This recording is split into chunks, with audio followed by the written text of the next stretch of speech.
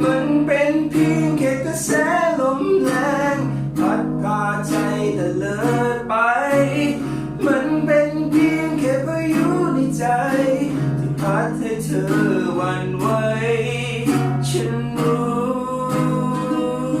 เธอไม่ตั้งใจฉันรู้เธอไม่ใจร้าย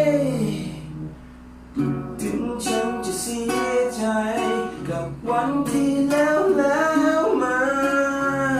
และฉันก็รู้ว่าเธอต้องช้ำต้องปวดใจเพราะเธอมีน้ำตาเจ็บปวดและช้ำชอกใจก็อยากให้เธอกลับมาเหมือนเดิมกลับมาหาคนเดิมได้ไหมเดือนที่แล้วฉันไม่ใส่ใจ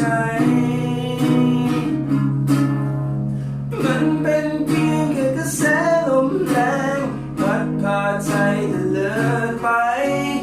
มันเป็นเพียงแค่พายุในใจพัดให้เธอหวั่นไหวฉันรู้เธอไม่ตั้งใจฉันรู้เธอไม่ใจร้าย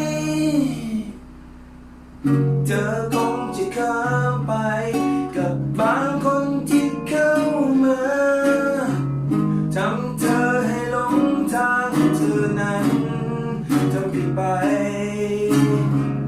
ก็คงไม่โทษเธอและคงจะไม่โทษใครแค่อยากให้รู้ว่ายังเหมือนเดิ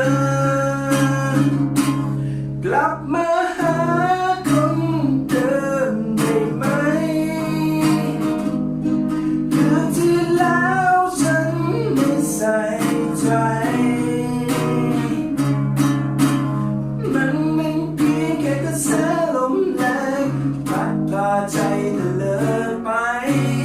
มันเป็นเพียงแค่พายุในใจที่พัดให้เธอหวั่นไหว